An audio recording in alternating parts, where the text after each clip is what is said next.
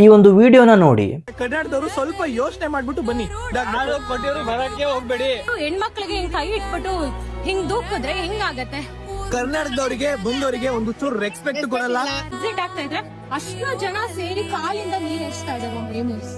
ಏನ್ ಭಾಷೆಯಲ್ಲಿ ಮಾತಾಡ್ತಾರೆ, ಕೆಟ್ಟಾಗಿ ಮಾತಾಡ್ತಾರೆ. ನಮ್ಮ ಮಲಯಾಳಂ ದೇವನೂ ಬಂದಿದೀವಿ, ಯಾರು ಬರ್ಬೇಡಿ.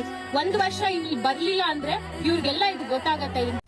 ಈ ವಿಡಿಯೋಗಳನ್ನ ನೀವು ನೋಡಿದ್ರಲ್ಲ, ಅಲ್ಲಿ ಮ್ಯಾನೇಜ್ಮೆಂಟ್ ತುಂಬಾ ವರ್ಸ್ಟ್ ಆಗಿ ಬಿಹೇವ್ ಮಾಡ್ತಾ ಇದೆ. ಕರ್ನಾಟಕದವರು ಅಂತ ಗೊತ್ತಾದ್ರೆ, ಕನ್ನಡದವರು ಕರ್ನಾಟಕದಿಂದ ಬಂದಿದ್ದಾರೆ ಅಂತ ಗೊತ್ತಾದ್ರೆ ಬೆಲೆನೆ ಕೊಡ್ತಾ ಇಲ್ಲ, ನೆಗ್ಲೆಕ್ಟ್ ಮಾಡ್ತಿದ್ದಾರೆ. ಅಷ್ಟೇ ಅಲ್ಲದೆ ತುಂಬಾ ವರ್ಸ್ಟ್ ಆಗಿ ಬೈಯುವಂತದ್ದಾಗಿರ್ಬೋದು. ನೀವು ನೋಡ್ಬೋದು ಈಗ ವಿಡಿಯೋಗಳಲ್ಲಿ ನೋಡಿ, ಅಲ್ಲಿ ಹೆಣ್ಮಕ್ಳೆಲ್ಲ ಹೇಳ್ತಿದ್ರೆ ಲೇಡೀಸ್ ಮೇಲೆ ಕೂಡ ಏನೋ ಕೈ ಮಾಡೋದಾಗಿರ್ಬೋದು, ದಬ್ಬಾಳಿಕೆ ಆಗಿರ್ಬೋದು, ಬೈಯೋದು ಕೆಟ್ಟ ಭಾಷೆಯಲ್ಲಿ ತುಂಬಾ ದಬ್ಬಾಳಿಕೆ ಮಾಡ್ತಿದಾರಂತೆ. ತುಂಬಾ ಜನ ಇನ್ಫ್ಲುಯೆನ್ಸರ್ ಕೂಡ ವಿಡಿಯೋ ಮಾಡಿ ಹಾಕ್ತಿದ್ದಾರೆ, ಬರ್ಲೇಬೇಡಿ ಯಾರು ಕೂಡ ಕೊಟ್ಟು ಇವರಿಗೆ. ಸೊ ಭಕ್ತಾದಿಗಳು ಹೋದ್ರೆ ಮಾತ್ರ ಆ ಒಂದು ದೇವಸ್ಥಾನದ ಹೆಸರು ಪ್ರಚಲಿತ ಆಗುವಂತದ್ದು. ಮತ್ತೆ ಅಲ್ಲಿನ ಕೇರಳ ಗವರ್ನಮೆಂಟ್ ಕೂಡ ರೆವೆನ್ಯೂ ಜನರೇಟ್ ಆಗುತ್ತೆ. ಅಲ್ಲಿ ಅಂಗಡಿ ಇರೋರಿಗೆ ಎಲ್ಲರಿಗೂ ಜನ ಬರ್ಬೇಕು, ಜನ ಬಂದ್ರೆ ಮಾತ್ರ ತಾನೆ, ಇಲ್ಲ ಅಂದ್ರೆ ಯಾವ್ದು ನಡೆಯೋದಿಲ್ಲ ಅಲ್ವಾ ಆರ್ಥಿಕವಾಗಿ. ಸೊ ಕರ್ನಾಟಕದಿಂದ ತುಂಬಾ ಜನ ಹೋಗ್ತಿದ್ದಾರೆ. ಎಷ್ಟೋ ಜನ ಕೇರಳದವರು ಮಲಯಾಳೀಸ್ ಬೆಂಗಳೂರಲ್ಲಿ ಇದ್ದಾರೆ, ಕೆಲಸ ಮಾಡ್ಕೊಂಡಿದ್ದಾರೆ, ಬೆಂಗಳೂರಲ್ಲೇ ಸೆಟ್ಲ್ ಆಗಿದ್ದಾರೆ. ಇನ್ನು ನಮ್ಮ ಮಂಗಳೂರಿಗೆ ಬಂದ್ರೆ ಕಾಸರಗೋಡು ನಿಯರ್ ಆಗತ್ತೆ ಕೇರಳ. ಸೊ ಎಷ್ಟು ಜನ ಮಂಗಳೂರಲ್ಲಿ ಇದ್ದಾರೆ.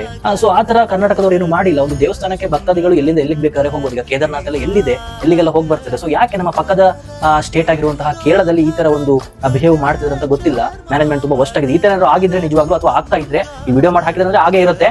ಸೊ ಯಾರು ಹೋಗ್ಬೇಡಿ ಅಷ್ಟೇ, ಇನ್ನೇನು ಹೇಳಕ್ಕಾಗಲ್ಲ. ಕನ್ನಡಿಗರಿಗೆ ಬೆಲೆ ಇಲ್ಲ ಅಂದ್ರೆ ಯಾಕೆ ಕನ್ನಡಿಗರು ಹೋಗ್ತೀರಾ? ನಮ್ಮ ಕರ್ನಾಟಕದಲ್ಲಿ ಎಷ್ಟು ಶಿವನ್ ದೇವಸ್ಥಾನ ಇಲ್ಲ, ಎಷ್ಟು ಪ್ರಖ್ಯಾತವಂತಹ ದೇವಸ್ಥಾನಗಳಿದೆ, ಅಲ್ಲಿಗೆ ಹೋಗಿ. ಮೊನ್ನೆ ಒಂದು ಇನ್ಸ್ಟಾಗ್ರಾಮ್ ಟ್ರೆಂಡ್ ವೈರಲ್ ರೀಲ್ಸ್ ಬರ್ತಿದೆ, ಎಲ್ಲರೂ ಹೋಗ್ತಿದ್ರೆ ನಾವು ಹೋಗೋಣ ಆ ಪ್ಲೇಸ್ಗೆ ಅಂತ ಅನ್ಕೊಂಡು ಹೋಗ್ಬೇಡಿ.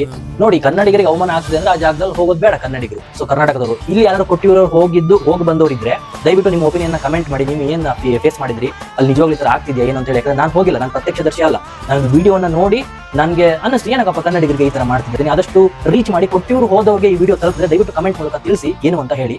ನಮಸ್ಕಾರ.